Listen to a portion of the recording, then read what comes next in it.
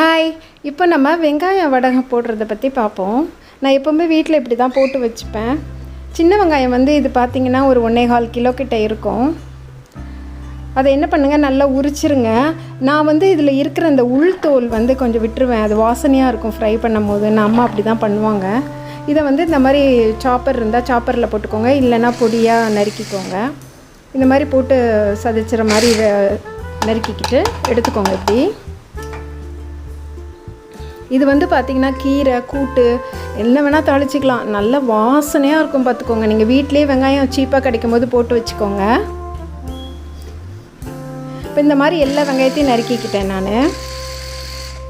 இது ஏன் இவ்வளோ பொடியாக பண்ணுறேன்னா, எல்லாம் கடுகு எல்லாம் போடுவோம் இல்லையா, போடும் போது அந்த இன்க்ரீடியன்ட்ஸ் வந்து அதோட அப்போ தான் மிக்ஸ் ஆகும். பாருங்க, நல்லா சாப் பண்ணிடுச்சு. அது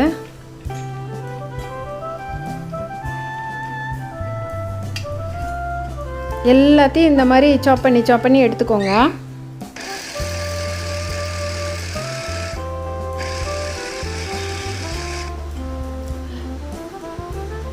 ஒரு 1 கிலோக்கு பாக்கில் நம்ம போட்டு வச்சுக்கிட்டோம்னாலே அது நிறைய நாள் வரும். சின்ன ஃபேமிலிக்கு அது ஓகே, நிறைய நாள் வரும். அது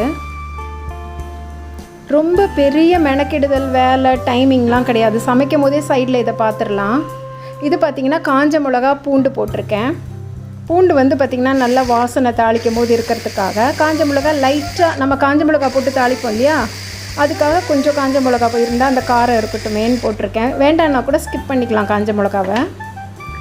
அதையும் இந்த மாதிரி தோலோடு தான் நான் போட்டிருக்கேன், ஏன்னா அது ரொம்ப தோல் உரிக்கல பூண்டில். அதுவும் அப்படி தான், ஏன்னா அந்த தோலுக்கே ஒரு வாசனை உண்டு. இது கொஞ்சம் சீரகம் போட்டிருக்கேன்.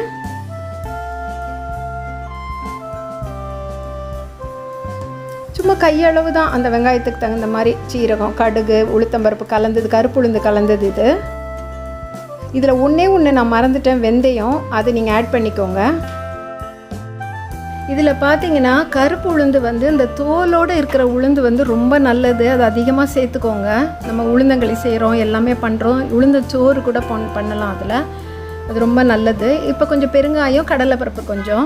கடலைப்பருப்பு ரொம்ப போட வேண்டாம், சும்மா ஒரு கையில் கொஞ்சம், ஒரு பிடி கூட சொல்ல வேண்டாம், ஒரு ஸ்பூன் கூட வச்சுக்கலாம். மஞ்சத்தூள் போட்டுக்கோங்க.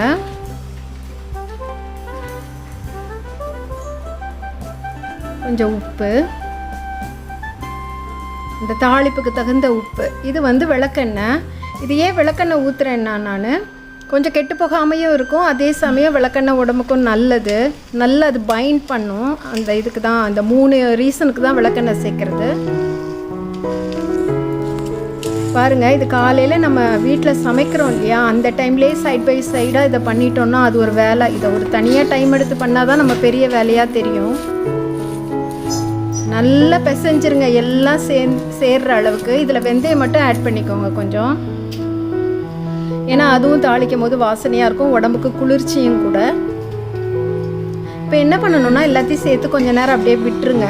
இந்த வெங்காயத்துலேருந்து தண்ணி விடும்ல, அப்போ தான் அந்த உருண்டை பிடிக்க கரெக்டாக இருக்கும், எல்லாம் சேரவும் செய்யும் அப்போ தான். இப்போ நல்லா சேர்ந்துடுச்சு. நான் ஒரு 1/2 அன் ஹவர் இல்லை 1 ஹவர் கிட்ட விட்டுட்டு இப்போ மறுபடியும் அதை ஒரு கிளறி உருண்டை பிடிக்க போகிறேன்.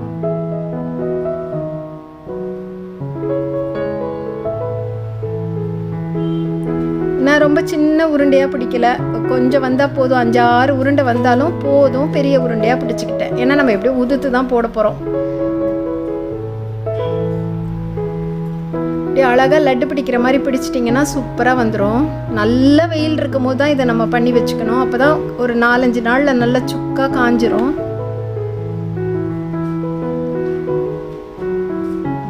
இந்த மாதிரி உருண்டை பிடிச்சி ஃபுல்லாக வச்சுக்கோங்க.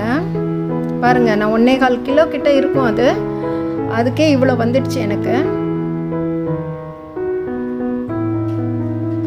கீரை, குறிப்பாக கீரை தாளிக்கிறதுக்கு கூட்டு தாளிக்க பண்ணி பாருங்கள், அந்த வீடே மணக்கும். தனித்தனியாக எடுத்து போட்டு தாளிக்க வேண்டாம் எதுவுமே.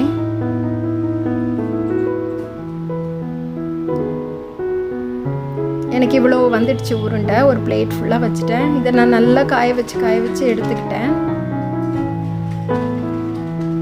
பாருங்கள், வெயிலில் நான் பால்கனிலே வச்சு காய வச்சுட்டேன் நல்லா. எனக்கு பால்கனியை கருவாடு பண்ணுறதுக்கு எல்லாத்துக்கும் யூஸ்ஃபுல்லாக இருக்குது. கொஞ்சம் வெயில் எனக்கு இறங்குற வெயில் தான் எங்கள் வீட்டு சைடு, அதனால நல்லா காய வைக்க யூஸ்ஃபுல்லாக இருக்குது.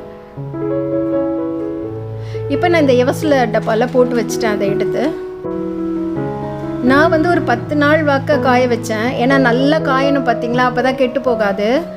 இப்போ அன்றைக்கி நான் வந்து புடலங்காய் கூட்டு பண்ணேன், அதில் போட்டு தாளித்தேன். சூப்பராக இருந்தது. இப்போ நம்ம இதை ஃபுல்லாக கூட உதுத்து இந்த டப்பாவில் போட்டு வச்சுக்கலாம். அவ்வளோதான், கொஞ்சம் எடுத்து தாளித்தா போதும். அதில் எல்லாமே இருக்குது. கருவேப்பிலை மட்டும் கொஞ்சம் போட்டுக்கலாம் கூட, அவ்வளோதான். நீங்கள் கண்டிப்பாக வீட்டில் ட்ரை பண்ணி பார்த்துட்டு சொல்லுங்கள்.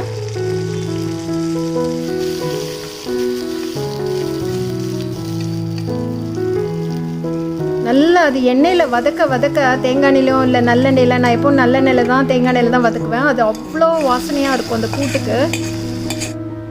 வடகம் பார்த்திங்கன்னா நம்ம வீட்டில் செஞ்சால் க்ளீனாக இருக்கும். ரெண்டாவது ஒரு பேக்கெட்டில் 2 உருண்டை 3 உருண்டை வச்சு அவங்க அது ஒரு 50 ருபீஸோ 45ஓ 60ஓ அது வெளியில் எவ்வளோ விற்கிதுன்னு எனக்கு தெரியாது. முந்திலாம் எங்கள் அம்மா வந்து நிறைய போட்டு வைப்பாங்க. ஆனால் நம்ம இப்போ கொஞ்சம் கொஞ்சமாக பண்ணிக்கலாம். ஈஸியாக தான் இருக்குது, ட்ரை பண்ணி பாருங்கள்.